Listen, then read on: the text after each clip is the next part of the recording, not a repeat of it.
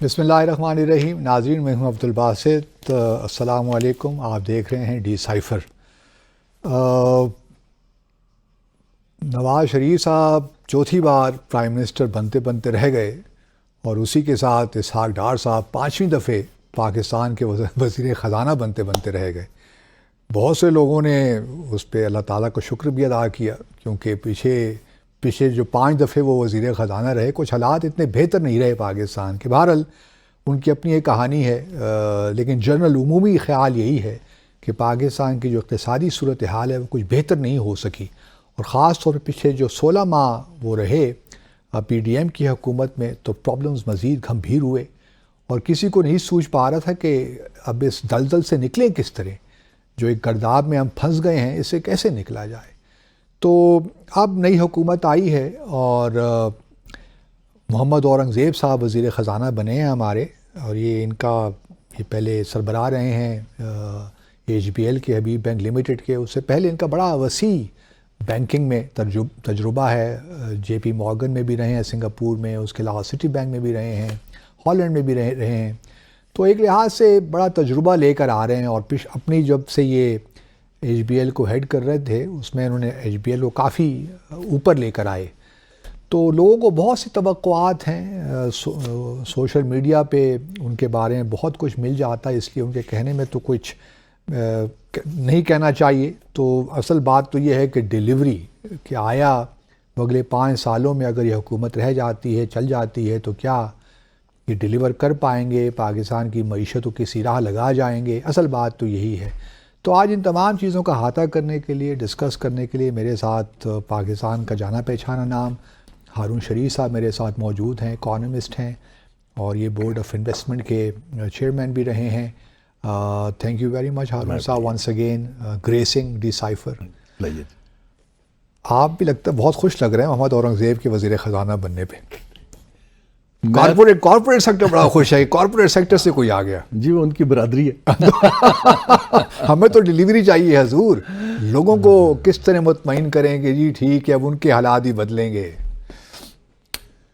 بس اب اس کے 2 پہلو ہیں. ایک پہلو تو یہ اچھی چیز ہے کہ آپ نے کسی نئے پروفیشنل کو سپیس دی ہے، اور پروفیشنل بھی ایسے ہیں جو اچھے مینیجر ہیں، فائنینشیل سیکٹر کا تجربہ رکھتے ہیں، دنیا کے مختلف ممالک میں جیسے آپ نے ذکر کیا اے بی این ایمرو سے شروع ہوئے تھے، کام کیا ہے. دوسری اس کا پہلو یہ ہوتا ہے کہ جب ایک پروفیشنل ایک مائکرو لیول سے، بینک چلانا ایک مائکرو لیول کا کام ہے، جب وہ ایک میکرو ملک میں پبلک پالیسی کی ڈومین میں آتے ہیں تو پھر وہ وہاں پر اپنے آپ کو کیسے ڈیلیور کرتے ہیں. آپ کے سوال کا جواب یہ تو اب ٹائم بتائے گا کہ آیا ان کو پبلک پالیسی کی سمجھ کتنی ہے، ان کو پاکستان کے معاشی مسائل میں وہ پرائرٹائز اور سیکوینسنگ کیسے کرتے ہیں، کیونکہ سب کچھ تو حل نہیں ہو سکتا. نمبر 1 چیلنج تو ان کا یہ ہے کہ عالمی اداروں سے ڈیل نہیں کیا، تو ابھی آئی ایم ایف سے ڈیل کریں گے، اور اس کانٹیکس کو سمجھنا ہے. تو اچھی چیزیں بھی ہیں اور ویکنسز بھی ہیں. یہی لوگ لیکن ٹیم کیسی بناتے ہیں، اگر تو وہ ٹیم میں ایسے لوگ لے آتے ہیں جس کو میکرو اکنامکس کی سمجھ ہے، جس کو انویسٹمنٹ کی سمجھ ہے، جو ہمارے پاکستان میں غربت کے مسائل کے اوپر ڈیولپمنٹ اکنامکس کا انپٹ دے سکتے ہیں، پھر تو یقیناً ایز اے مینیجر کا کام یہ ہوتا ہے کہ اچھی سکلز کو اکٹھا کرے. تو لیٹس ہوپ کہ وہ کر پائیں. کچھ لوگ جو تنقید کر رہے ہیں یا خدشات کا اظہار کر رہے ہیں، تحفظات بھی کہتے ہیں، خدشات بھی تحفظات کا اظہار کریں، ان کا کہنا یہی ہے کہ ٹھیک ہے جی، ان کا بڑا وسیع تجربہ ہوگا پرائیویٹ سیکٹر میں، بینکنگ سیکٹر میں، لیکن اسٹیٹ کرافٹ ایک اور چیز ہے. آپ نے بالکل بجا فرمایا. پولیٹیشین تو دیکھیے نا، جو گورنمنٹ ہوتی ہے اس کو پبلک کا بھی خیال ہوتا ہے. ایک بینک تو پروفٹ میکنگ چیز ہے نا جی. ریاست تو پروفٹ میکنگ چیز نہیں ہے. ریاست تو کس طرح آگے بڑھتی ہے، لوگوں کو کس طرح آگے لے کر چلتی ہے. تو بہت فرق ہے ایک پرائیویٹ کمپنی کو ہیڈ کرنا، ایک کسی آرگنائزیشن کو ہیڈ کرنا. میں یہی کہنا چاہ رہا تھا آپ کو، میں سوری کاٹ رہا ہوں. دیکھیے، ریاست میں آپ کو ایکوٹی دیکھنی پڑتی ہے، ایبسولوٹلی، کہ آپ نے سب کو انکلوسیولی کیسے لے جانا ہے. ایک کارپوریٹ سیکٹر کے جو لوگ ہیں ان کا لوگوں سے نیکسس کم ہوتا ہے، لیکن اب بینکنگ میں تو آپ کا امیر لوگوں سے نیکسس زیادہ رہتا ہے. تو یہ ایک چیلنج ہے کہ وہ آیا ریئل لوگوں کے جو 100 ملین لوگ غربت کی سطح کے پاس یا نیچے ہیں، ان کے لیے کیا ہوئی کہ پالیسی میکنگ کے اندر رول پلے کر پائیں گے that is my question number 1. لیکن مجھے لگتا یہ ہے کہ ابھی تو ان کی جو میں نے ایک سنی ہے باتیں، میرے بہت دیر سے میں انہیں جانتا ہوں تو مجھے ان کے خیالات کا تو علم ہے. آئی تھنک وہ اپنی فائنینشیل مینجمنٹ کے اوپر، IMF کے اوپر، کچھ پرائیویٹائزیشن کے اوپر زیادہ فوکس رکھیں گے. پالیسی رسپانس میں اس کو ڈیوائڈ کرتا ہوں.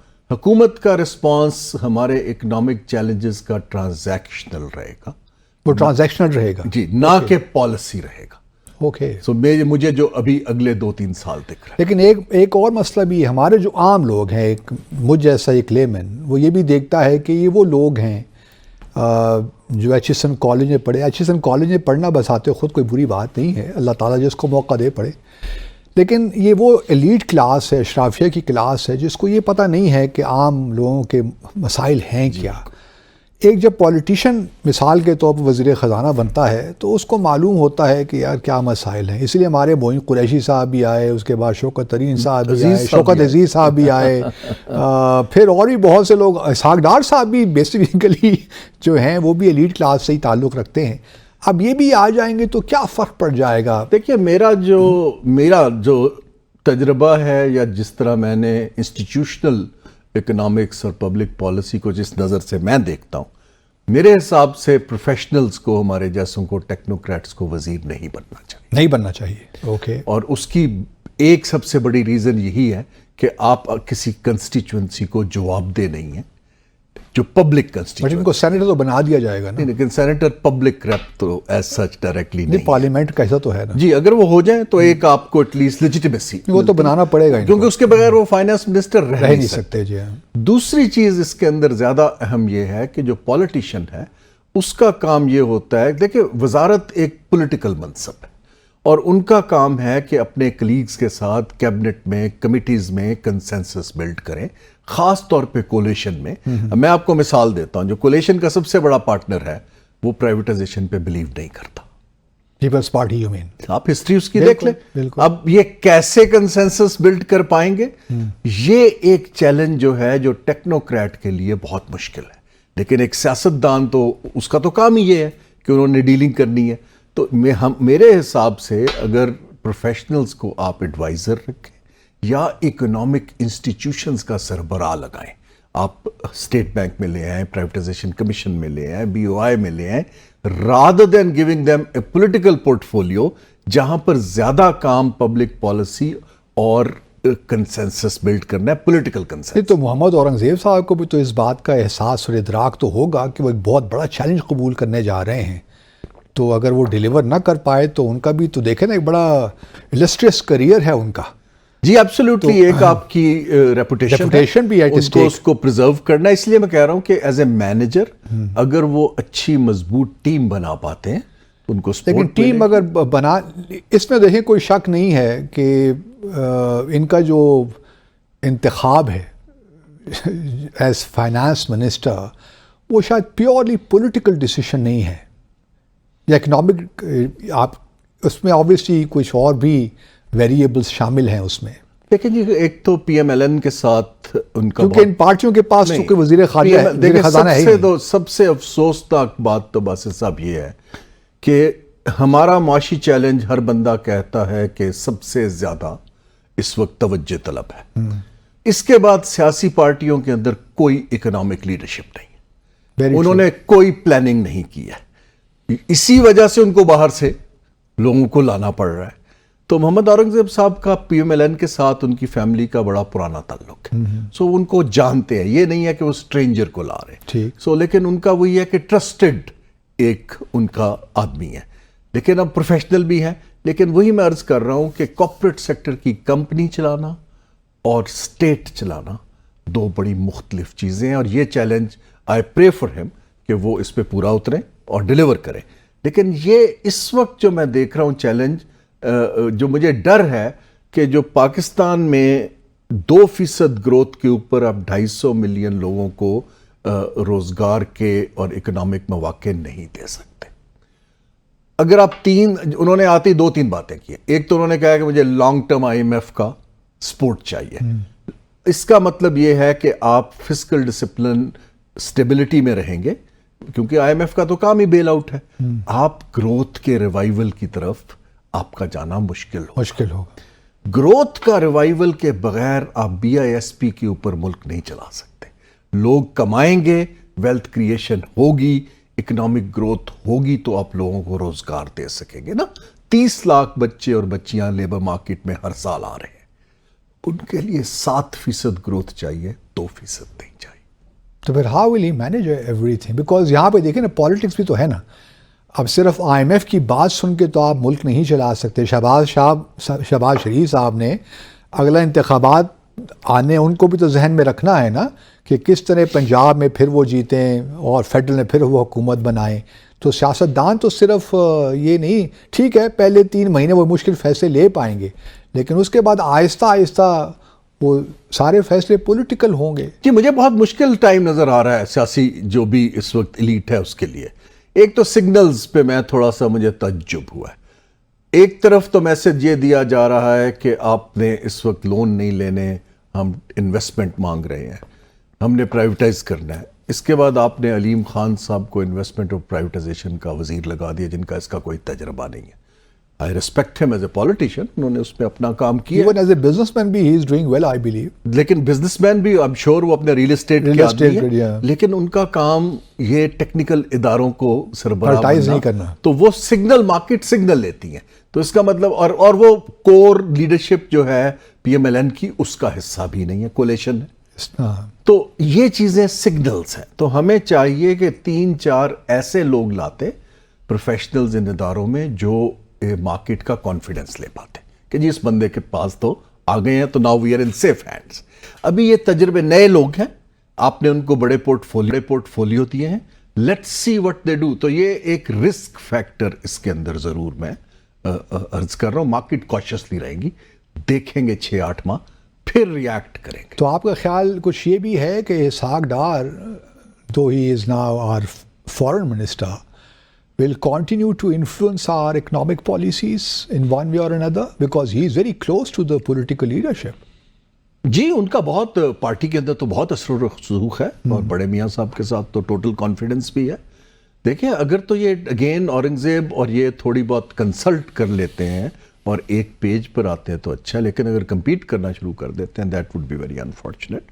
اور ڈار صاحب جو ہیں کیونکہ ان کا آپ کے ادارے سے تو تجربہ نہیں ہے، تو ہوتا یہی ہے کہ جس چیز کا آپ کو تجربہ ہوتا ہے آپ زیادہ تر توجہ پھر اس طرف دیتے ہیں. مجھے بھی ڈر یہی ہے کہ فارن منسٹری کی بجائے ان کا بھرپور توجہ کا مرکز وہ شاید فائنانس منسٹری نہ رہے. جی لیٹس ہوپ. لیکن دیکھیں اس وقت پاکستان جو ہے وہ مزید تجربوں کی بجائے، میں اسی لیے عرض کر رہا ہوں کہ دیکھیے جو مینیجر ہوتا ہے نا، مینجمنٹ کے اندر ان کو ڈیلیگیشن کرنے کا طریقہ آتا ہے، لیکن وہ ڈیلیگیٹ اگر بیوروکریٹس کو کر رہے ہیں دین اٹس وریسم. اگر ڈیلیگیٹ کرنے کے لیے میں آپ سے کنفیس کر رہا ہوں، میں نے ان کو مبارکباد کا جب میسج بھیجا تو میں نے 2 پیغام دیے. اچھا، اب میں پبلکلی بات کر رہا ہوں. میں نے ایک ان سے کہا کہ آپ کچھ پرائیویٹ سیکٹر سے اچھے پروفیشنلز کو اداروں میں رکھیں جن کے ساتھ آپ کام کر سکیں. دوسرا بہت زیادہ کام نہ کریں، ترجیحات بنائیں 2 یا 3، تاکہ آپ اگر وہ ڈیلیور کر دیتے ہیں پھر آپ کا سٹیچر اور آپ کا کنٹرول بڑھنا شروع ہوگا. اگر آپ کو انہوں نے پھنسا لیا بہت سارے کاموں میں اور آپ پہلی دفعہ اسٹیٹ کی اس پبلک پالیسی سینئر لیول پر آئے ہیں تو وہ مشکل ہو جائے. ہاں، جیسے انہوں نے FBR کا دورہ کیا ہے اور کہا ہے کہ جی ہمیں ریفارمز بتائیے کیا کیا کرنے ہیں. ہر فارن فائنانس منسٹر یہی کہتا ہے، پہلا دورہ اس کا FBR ہی ہوتا ہے اور وہاں پہ وہ کہتا ہے کہ جی اسٹرکچرل ریفارمز چاہیے، اور ہم اخباروں میں پڑھتے ہیں کہ FBR بالکل ڈس فنکشنل ہو گیا ہے. تو کچھ سمجھ نہیں آتی کہ بعد میں تو ریلی کنفیوزڈ ہوں اس سارے معاملے میں، بس اب کیونکہ میں اکانومسٹ نہیں ہوں اس لیے کنفیوژن زیادہ ہے. اس میں تو اکانومسٹ کی ضرورت نہیں ہے. FBR جو ایک ایز این انسٹیٹیوشن آپ کو اخبار پڑھنے کی بھی ضرورت نہیں ہے، اس میں کوئی 2 رائے نہیں ہے کہ وہ ایک اوور دی ایئرز اس نے ڈیلیور نہیں کیا. اب سوال یہ ہے کہ آپ ایک لیکی بکٹ میں مزید پانی ڈالنا چاہتے ہیں یا اس کو ٹیپ لگا کے ٹھیک کرنا چاہتے ہیں یا آپ بالٹی تبدیل کرنا چاہتے ہیں. میرے حساب سے FBR کو بالکل تبدیل ہونے کی ضرورت ہے، اس کو بیوروکریسی سے علیحدہ کرنے کی ضرورت ہے، اس کو آٹومیٹ کرنے کی ضرورت ہے. آپ اتنے ممالک میں رہے ہیں، بالکل میں نے بہت ملکوں میں ٹیکس پے کیے ہیں، میں نے آج تک ٹیکس مین کی شکل نہیں دیکھی. سب کچھ آٹومیٹڈ ہوتا ہے, بنا ہوا ہوتا ہے, آپ کرتے ہیں. سو میرے حساب سے تو اگر ایف بی آر کو چلانا ہے as a tax collector only, public policy tax policy F B R کا کام نہیں ہے, کیونکہ پھر کانفلکٹ آ جاتا ہے. اگر ان کے اوپر ٹارگٹس ہوں گے وہ وہی پالیسی بنائیں گے اور ایگزسٹنگ ٹیکس پیئر پہ مزید بوجھ ڈالی جائیں گے, کیونکہ آپ کی انسینٹیو یہ نہیں ہوگا کہ ری ڈسٹریبیوشن کریں ٹیکسز کو, انسینٹیو یہ ہوگا کہ بل کلیکٹ کریں.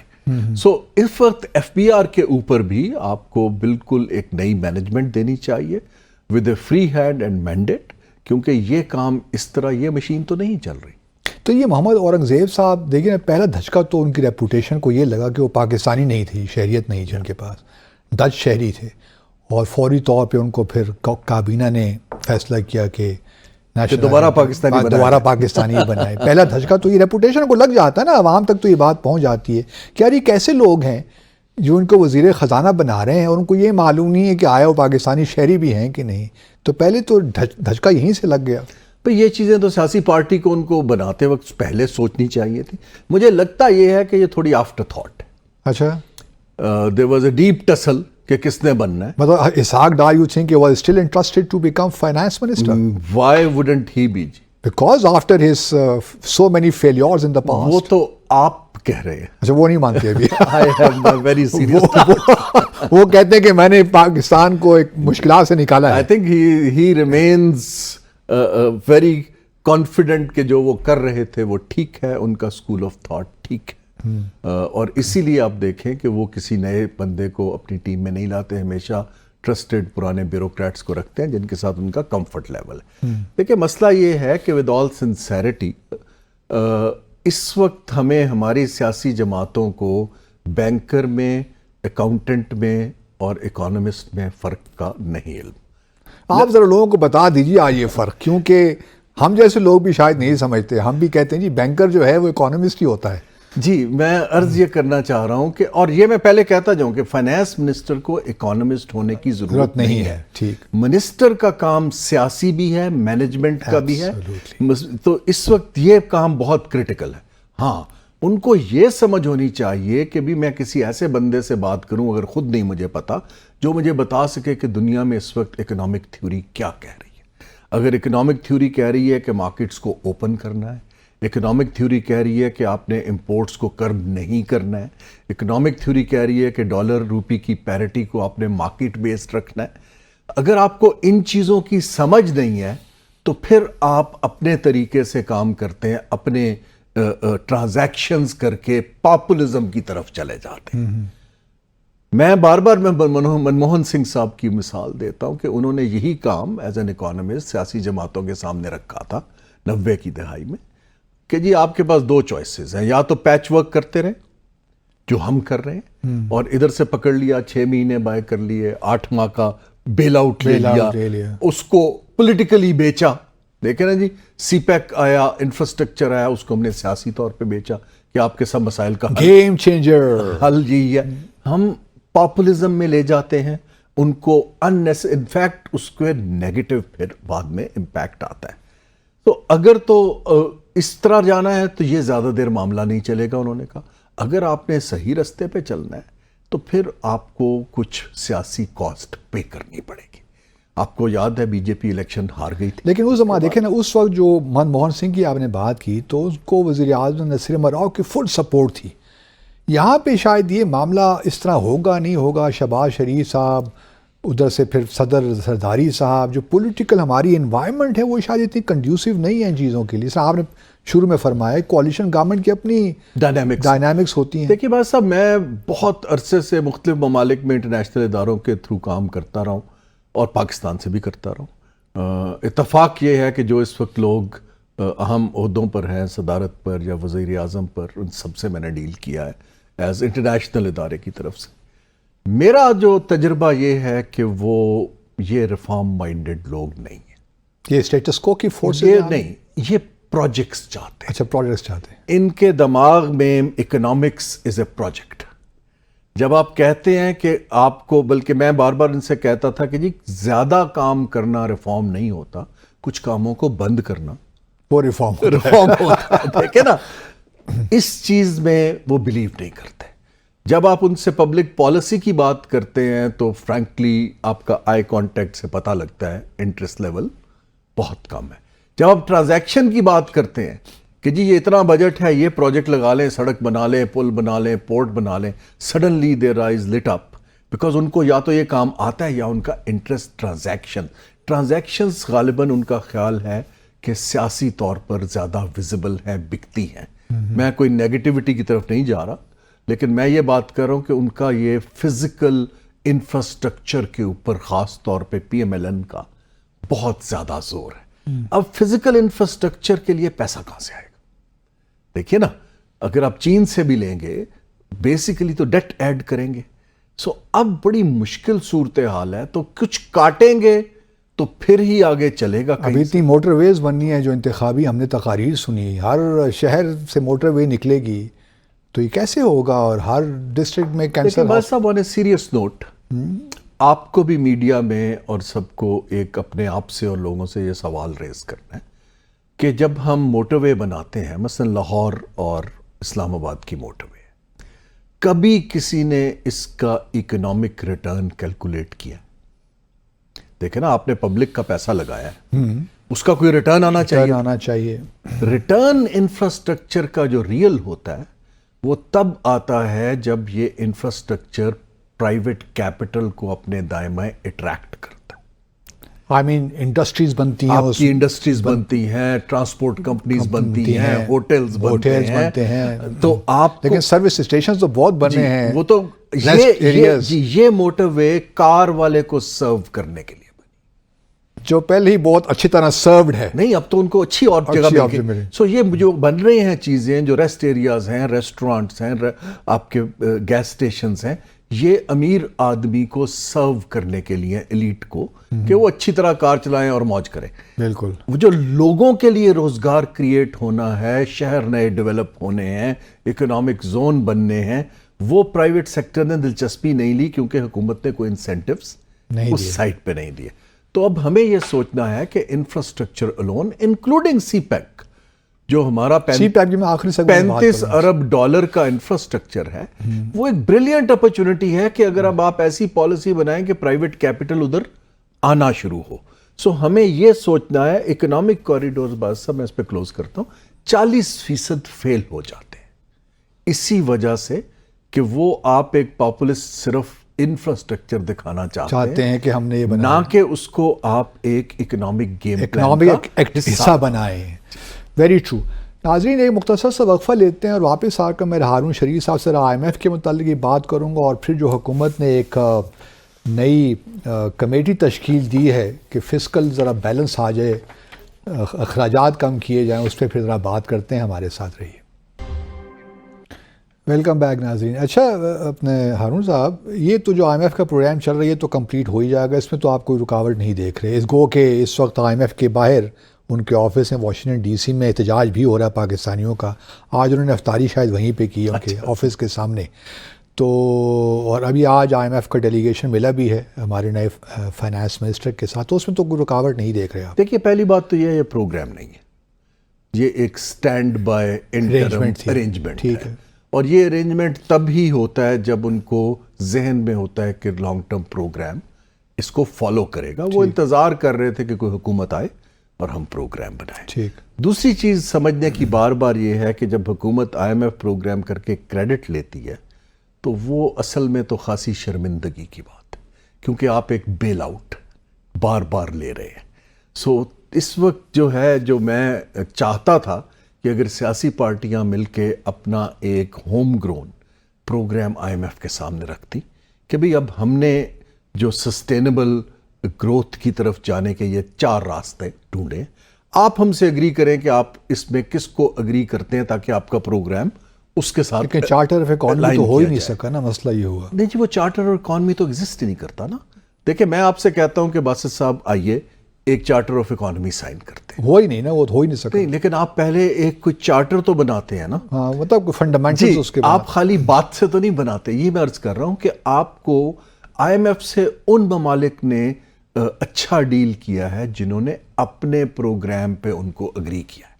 لیکن اب آئی ایم ایف یہ نہیں کہتا کہ آپ نے کیا پالیسی بنانی ہے, آئی ایم ایف آؤٹ کم مانگتا ہے. آپ نے ٹیکس بڑھانا ہے، فار انسٹنس آپ نے اخراجات میں کمی کرنی ہے، آپ نے انفلیشن کو کنٹرول کرنا ہے. اب جو کیسے کرنا ہے وہ اگر ملک خود آپشنز دے کہ جی میں نے یہ 5 آپشنز بنائی ہیں ہمارے حالات کے مطابق، آپ بتائیے کہ آپ کے انٹرنیشنل تجربے میں ان میں سے کون سی بہتر ہے اور اس کو پروگرام کا حصہ بنا لیں.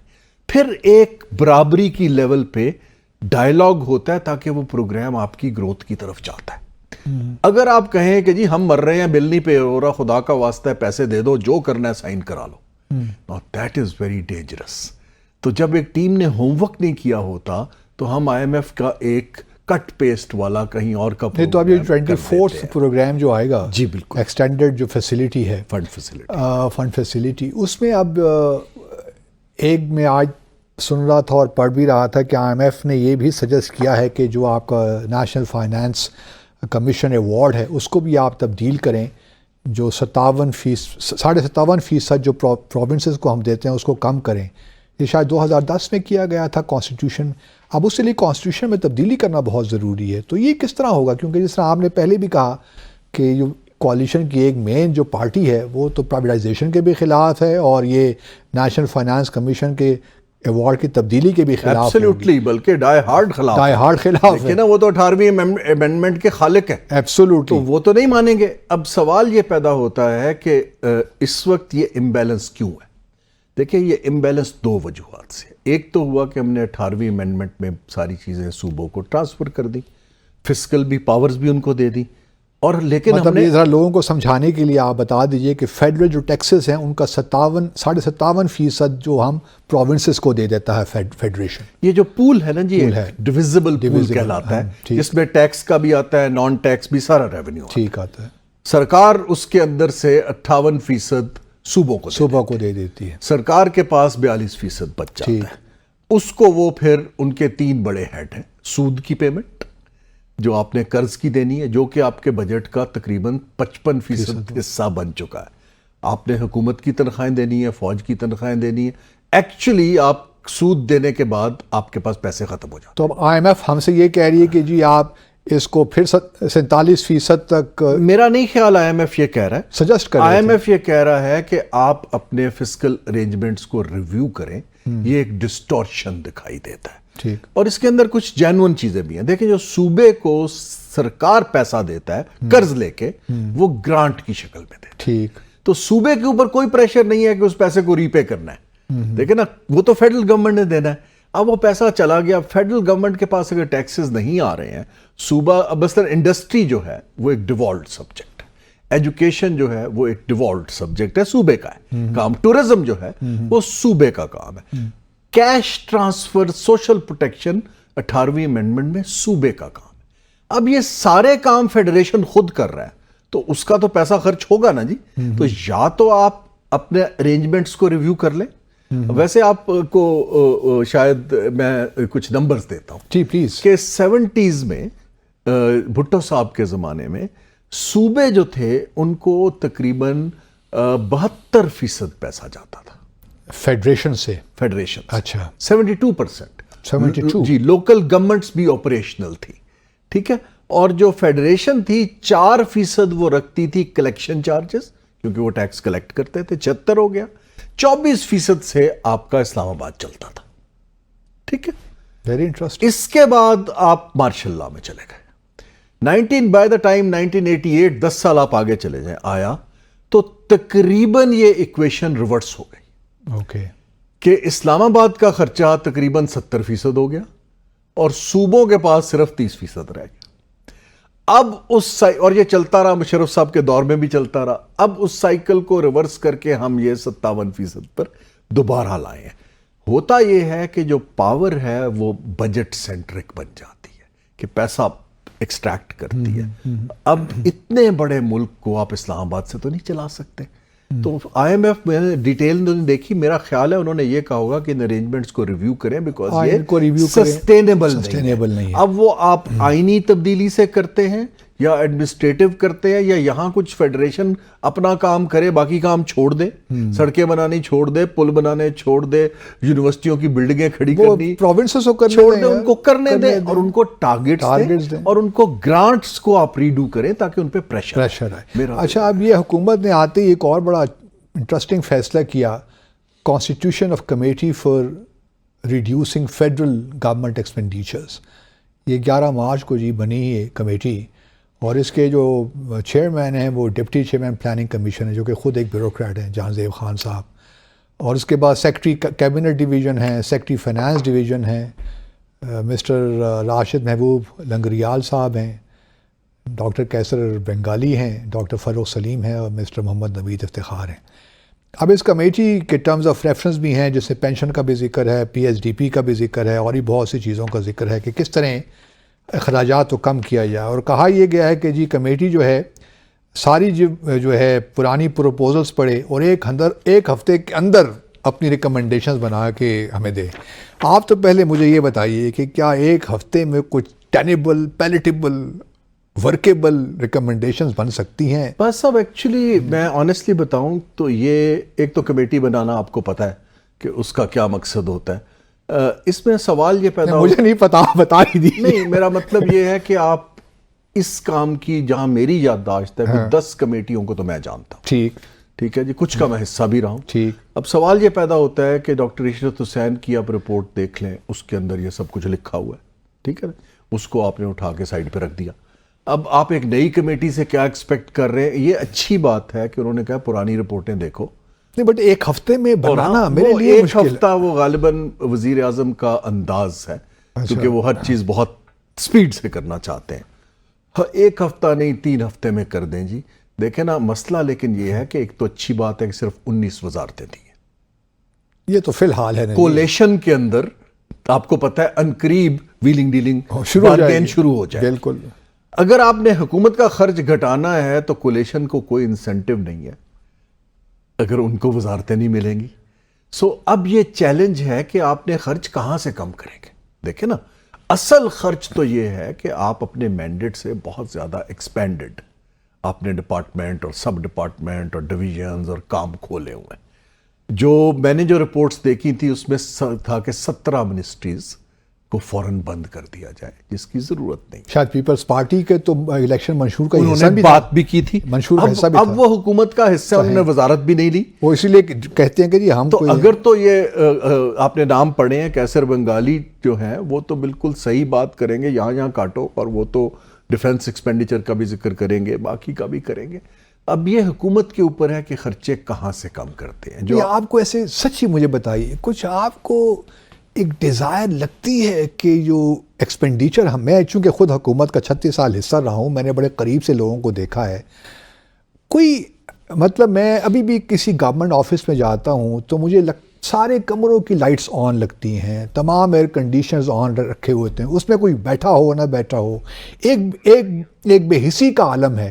ابھی بھی آپ دیکھیے, ہم چیف منسٹر پنجاب کا موٹر کیٹ دیکھتے ہیں, 26 گاڑیاں ساتھ ساتھ چل رہی ہیں. اب ہیلی کاپٹر بھی استعمال ہو رہے ہیں گھر سے آفس آنے کے لیے. تو کوئی احساس مجھے لگتا ہے جی اس کے 2 ہو سکتے ہیں وجوہات. ایک تو یہ ہے ٹو لک گڈ, کچھ پاپولسٹ 1-2 کام اناؤنس کر دیے جائیں جو زیادہ لائکلی ہے. دوسرا یہ ہے کہ بیوروکریسی جس کمیٹی میں خود بیٹھی ہو, ود ڈیو ریسپیکٹ, بالکل آئی ایگری ود ان کا کانفلکٹ آف انٹرسٹ اتنا بڑا ہے, اپنے پرکس کوئی کیوں جانے دے گا. مثال پر پینشن کو لے لیجیے آپ, پینشن کے معاملے دیکھیں نا آپ کیسے کریں گے. بالکل. تو at the end of the day مجھے لگتا ہے کہ اس کمیٹی کے اندر 1-2 کچھ ایسی چیزیں دکھانے کے لیے وہ کریں گے. آپٹکس کے لیے ہی آپ سمجھیں. مائنڈ سیٹ چینج نہیں ہو پا رہا. آپ نے یو کے میں سرو کیا, جی ہاں, وہ کلونیل جو ہمارے باسز تھے انہوں نے اپنا مائنڈ سیٹ, آپ وائٹ ہال دیکھیں, میں جا کے دیکھتا ہوں تو میں ان پہ ہنستا ہوں کہ اتنا بڑا افسر ایک ڈیسک پہ بیٹھا ہوا ہے. اب تو انہوں نے اس کو ہاٹ ڈیسک کہتے ہیں کہ وہ اس کا ڈیسک بھی نہیں ہے. آپ یقین جانیے میں 10 ڈاؤننگ اسٹریٹ وزیر اعظم کے اس میں گیا, جب میں انٹر ہوا تو میں نے سامنے ایک صوفہ پڑا ہوا دیکھا اور وہ اتنی خستہ حالت میں تھا کہ مجھے یقین نہیں آیا کہ میں 10 ڈاؤننگ اسٹریٹ آ گیا ہوں. یہ جو ہمارے طور طریقے ہیں کہ پبلک کے پیسے پہ اپنے پرکس اور بلڈنگز اور بے حسی ہے, یہ ایک مائنڈ سیٹ ہے. یہ تو پھر جب ٹاپ سے چینج ہوتا ہے اگر آپ اپنا پروٹوکول نہیں گھٹائیں گے، اپنے گھر چھوٹے نہیں کریں گے، اپنے جو سپورٹ سٹاف کو آدھا نہیں کریں گے تو نیچے کے لوگ کیوں کریں گے؟ دیکھیں نا جی. سو آپ دیکھیں فار انسٹنس یہاں ایک میں اور پہلو دینا چاہتا ہوں. پلیز. حکومت کا رول بڑھتا چلا جا رہا ہے اور پرائیویٹ سیکٹر شرنک ہوتا جا رہا ہے. میں آپ کو مثال دیتا ہوں. پلیز. بہت کم ممالک میں نے دیکھا ہے کہ آپ پارلیمنٹ لاجز بناتے جائیں، آپ حکومت کے لیے ریسٹ ہاؤسز بناتے جائیں، اب آپ اپنی ٹریننگ اکیڈمیز کھولتے جائیں. یہ ساری چیزیں آپ پرائیویٹ سیکٹر کو دیتے ہیں. اگر آپ نے ٹریننگ کرنی ہے آپ ایک اچھی یونیورسٹی سے کہیں آپ ہمارے لیے ٹریننگ پروگرام بنا دیجئے، تو پرائیویٹ سیکٹر ایکسپینڈ کرتا ہے. آپ ہوٹلز کھولیے، اپنے پارلیمنٹیرینز کو وہاں ٹھہرائیے. اسلام آباد میں لاسٹ ٹائم نیا ہوٹل کب بنا؟ آپ پھر اخراجات بڑھانے کی بات کر رہے ہیں نا. پرائیویٹ سیکٹر بنائے گا نا، پرائیویٹ سیکٹر تو اخراجات کم ہو جائیں گے. اچھا. دیکھیے نا جب آپ پرائیویٹ سیکٹر وہ کہتے ہیں کہ ہم اس لیے بناتے ہیں کہ ہوٹل نہ رہنا پڑے، اخراجات زیادہ ہوتے ہیں. آپ بلڈنگ کا خرچہ زیادہ ہے یا کمرہ رینٹ؟ مینٹیننس تو بہت مہنگی ہے بھائی. آپ کو پبلک سیکٹر میں اگر انہوں نے اخراجات کم کرنے ہیں تو ایک فیصلہ کریں، بلکہ دو کر لیں آئی تھنک، اور اس پہ عمل کریں. نمبر 1 کہ اب سے حکومت بلڈنگیں، سڑکیں، پل نہیں بنائے گی. ٹھیک. We will let private sector do that. دوسرا فیصلہ یہ کریں کہ حکومت کل سے کاروبار نہیں کرے گی.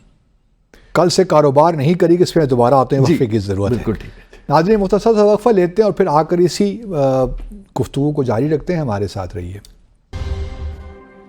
ویلکم بیک ناظرین. اچھا ہارون صاحب، آپ بتا رہے تھے پرائیویٹ سیکٹر کی بات کر رہے تھے، شرنک ہو رہا ہے، تو آپ کچھ 2-3 باتیں کرنا چاہ رہے تھے. جی، پہلی بات تو یہ ہے کہ دیکھیں اگر آپ نے روزگار کریٹ کرنا ہے، اگر آپ نے معیشت کا پہیہ بڑھانا ہے، تو یہ جہاں بھی ہوا ہے وہ مارکیٹس نے لیڈنگ رول پلے کیا. اب میں کچھ نمبرز دیتا ہوں. اگر 70% بینکوں کا قرض حکومت کو جا رہا ہے تو پرائیویٹ سیکٹر کو تو بہت کم مل رہا ہے. اس وقت پاکستان میں 70% بوروئنگ ہمارے انٹرنل بینکس کی. اور کس ریٹ پہ کر رہی ہے حکومت؟ کس ریٹ پہ کر رہی ہے؟ obviously جو کرنٹ ریٹ ہے جو 22% پلس ہے. اچھا، اب حکومت لیکن جب سارا پیسہ لے لے گی تو پرائیویٹ سیکٹر کو نہیں جائے گا. سملرلی اگر حکومت کے ادارے ٹرانسپورٹ کمپنیاں چلائیں گے اور ٹھیکے کسی اور ٹھیکے لیں گے تو پرائیویٹ سیکٹر کا کانٹریکٹنگ کنسٹرکشن بزنس تو شرنک ہو جائے گا. اسی طرح اگر ہم G2G ڈیلز کے اندر زیادہ انٹرسٹ لیں گے rather than private sector joint ventures کے لیے سپیس کریٹ کریں گے. میری وری یہ ہے کہ اتنے بڑے ملک میں آپ کو گورنمنٹ کو تھوڑا سا بیک سیٹ لے کے یہ لیٹ کو، یہ جو پبلک پرائیویٹ پارٹنرشپ کی بات ہوتی ہے ہمارے ملک میں یہ ہوتی ہے، اگر ہم نے کسی کو ٹھیکہ دے دیا تو وہ پبلک پرائیویٹ پارٹنرشپ ہے. اب جب آپ کو ٹھیکہ دے دیا تو آپ تو ٹیکس پیئر کے پیسے سے ہی پے کر رہے ہیں. ٹھیک. صرف کام کوئی اور کر رہا ہے. پبلک پرائیویٹ پارٹنرشپ یہ ہوتی ہے کہ دیکھیے یہ زمین ہم آپ کو 100 سال کی لیز پہ دیتے ہیں، اس کے اوپر آپ پیسہ ریز کریں، آپ بنائیں، build, own, run and transfer if you want. ہمیں اس طرف جانا ہے، نہ کہ حکومت کے پیٹنیج کے اندر کام کرنے. سو پرائیویٹ سیکٹر اس وقت میں آپ کو آنیسٹلی بتا رہا ہوں، میرے بہت بزنس مین ملتے ہیں، بہت سارے اپنا پیسہ باہر نکالنا چاہ رہے ہیں، بہت سارے نکال کر لے گئے کیونکہ ان کو مارکیٹس جو ہمارے کمپیٹیٹرز ہیں وہ زیادہ اچھی ٹرمز دے رہے ہیں. دیکھیں کیپٹل دنیا کی بزدل ترین چیز ہے. اگر ان کو لگتا ہے کہ یہاں کیپٹل سیکیور نہیں ہے، اور پھر ہمارا ایک obsession ہے فورن انویسٹرز. اگر لوکل انویسٹر نہیں کر رہا تو فورن کیسے آئے گا؟ تو ایک تو ہمیں اس وقت مارکیٹ بیسڈ اپروچ لینے کی ضرورت. ٹھیک. اگر یہ اورنگزیب کیونکہ پرائیویٹ سیکٹر سے ہیں، ان کو اس کی سمجھ ہے، ممکن ہے کہ وہ اس طرف جائیں. تو یہ ایک اہم نقطہ ہے کیونکہ کسی بھی ملک میں اکنامک تو سی پیک کو کس طرح آگے لے کر جائیں گے؟ اب کل وزیر اعظم نے اس کو سیکنڈ فیز کی بات کی ہے، تو آپ سمجھتے ہیں کہ پی ایم ایل این کا رجحان تو رہا ہے، پھر آصف زرداری صاحب کا بھی ایک انکلینیشن رہی ہے کہ سی پیک کو آگے لے کر چلیں، گو کہ امریکہ کی جانب سے بھی پریشر بڑے آئیں گے. آج امریکی سفیر ہمارے پرائم منسٹر سے ہی ملے ہیں ڈونلڈ بلوم صاحب، تو وہ پتہ نہیں کیا اپنی کہانی ڈال رہے ہوں گے. لیکن سی پیک کا کیا فیوچر دیکھ رہے ہیں؟ سی پیک کا فیوچر جو ہے میرے حساب سے تو بڑا کلیئر ہے. اچھا. آپ نے جو انفراسٹرکچر بیسک کرنا تھا آپ نے کر لیا. ٹھیک ہے، آئیڈیل کبھی بھی نہیں ہوتا. ہم نے $35 ارب کا انفراسٹرکچر بنایا ہے جو کہ گرانٹ، لون اور انویسٹمنٹ کا حصہ ہے. ہم نے ایک پورٹ کھڑی کر دی ہے، ہم نے سڑک کاشغر سے نیچے تک ملا دی ہے، ہم نے پاور پلانٹس بھی لگا دیے ہیں. اب اگر تو حکومت وہی G2G مزید انفراسٹرکچر بناتی ہے, I think that is a recipe for a failure. اچھا, اگر حکومت اس انفراسٹرکچر کے ارد گرد اب ایسے انسینٹیوز دیتی ہے کہ پرائیویٹ سیکٹر آ کے انویسٹ کرنا شروع کر دے, مثلا آپ کی ٹرانسپورٹ کمپنیاں بنے, آپ کے ہوٹلز بنے, آپ کے اکنامک زونز بنے, آپ کے ٹریڈ لاجسٹکس جو آپ کی ہوتی ہے سٹوریج کیپیسٹیز بنے, آپ کے پورٹ ہینڈلنگ کے اکوپمنٹ, یہ سب پرائیویٹ سیکٹر کرے, پھر تو روزگار بھی آئے گا, آپ کی پروڈکشن بھی بڑھے گی, ایکسپورٹ بھی بڑھے گی. لیکن اگر ہم مزید انفراسٹرکچر بنانا شروع کر دیں گے سی پیک کے اندر, تو وہ پھر لوگ پوچھیں گے کہ ہمیں کیا مل رہا ہے, کیونکہ یہ تو کنسٹرکشن کے دوران تو کچھ روزگار کریٹ ہوتا ہے, لیکن جب پروجیکٹ ختم ہو گیا تو روزگار ختم ہو جاتا. اس وقت امر یہ ہے کہ اس انفراسٹرکچر کو اس سے دگنی انویسٹمنٹ اٹریکٹ کرنی چاہیے. اگر 35 ارب لگایا ہے تو 70 ارب 5 سال میں اب حکومت کو اس طرف جانے کی ضرورت ہے. اور تھرڈ پارٹی چین جو ہے اس وقت انہوں نے جو پیسہ لگانا تھا لگا دیا, اب ہمیں چاہیے کہ خطے کے باقی ممالک کے لیے بھی انسینٹیو کریٹ کریں.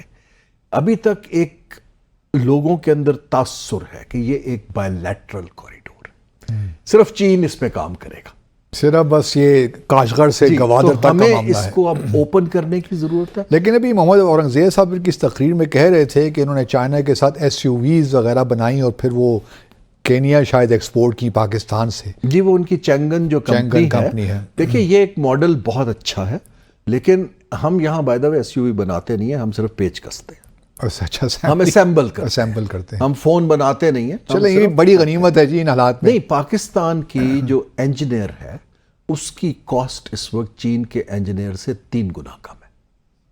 ہمیں اس کو یوٹیلائز کرنا چاہیے. جو ہماری چینی کمپنیاں یہاں اسمبل کر رہی ہیں, آپ ان سے کہیں پروڈکشن ڈبل کریں, اور جو ہم سرپلس بنا رہے ہیں اس کو چین میں بھی خریدیں اور اس کو ایکسپورٹ بھی کریں. یہ خوشائند بات ہے کہ اگر کاریں یہاں سے 20 صحیح ایکسپورٹ تو ہوتی ہیں نا جی, لیکن یہ ہمیں اس چیز کو بڑھانے کی ضرورت ہے.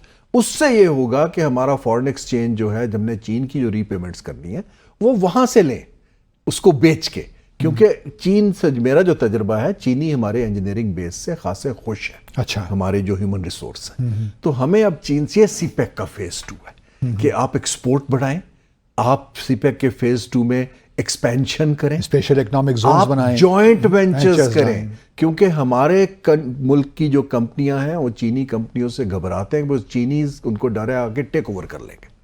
یہ فیملی اونڈ بزنسز ہیں. اگر جوائنٹ وینچر ہوگا جہاں میجورٹی شیئر ہولڈنگ ہمارے لوگوں کے SMEs کا کیا رول ہے, اسمال اینڈ میڈیم سائز جو ہے جی, وہ بڑی کمپنیوں کو سپورٹ کرنے کے لیے گرو کریں گی at this point in time.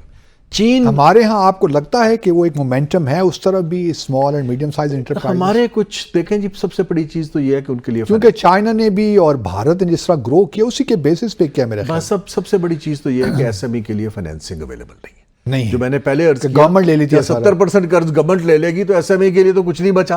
ایک SME بینک تھا, کبھی آپ نے اس کا ذکر سنا تھا, ختم ہو گیا. ان کو یہ دے دینے چاہیے اور ان کو فیسیلیٹیٹ کریں کہ وہ کیپٹل مارکیٹس میں بانڈ فلوٹ کریں, پیسے لائیں. کلائمیٹ چیلنج ہمارا بہت بڑا ہے, ہم نے ایک کلائمیٹ بینک تک نہیں بنایا.